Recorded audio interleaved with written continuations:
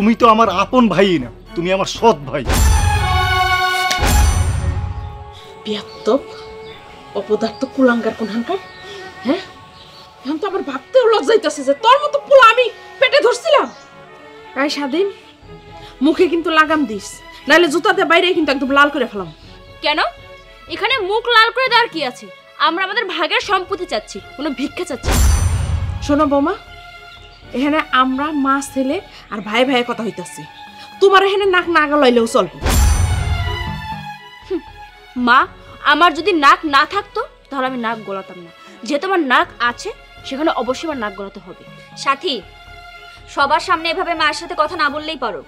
এই, আপনার কাছ থেকে আমার শিখতে হবে। হ্যাঁ, আমি কার সাথে কিভাবে কথা বলবো? চুপ করো সবাই।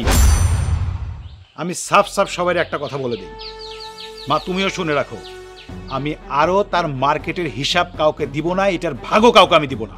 কি বললে? ভাগ দিবে না? আরে আমারও তো ভাগের দরকার নাই। এখানে কিসের ভাগ হবে? কিসের ভাগ হবে? তুমি তো আমার আপন ভাই না, তুমি আমার সৎ ভাই। তো এইখানে যত সম্পদ আছে টোটালটা আমার নামই হবে। তোমার মা মারা গেছে সে কবে, তুমি এখন এখানে সম্পত্তির ভাগ চাও কোন আক্কেলে? তোমার ভাগ আসবে কোথা থেকে? তোমার যত সম্পদ টোটাল কিছু আমার আজকের মধ্যে বুঝাই দেবে। বিয়াত্তব অপদার্থ কুলাঙ্গার কোনহানকার। হ্যাঁ, এখন তো আমার ভাবতেও লজ্জা হইতাছে যে তোর মতো পোলা আমি পেটে ধরছিলাম।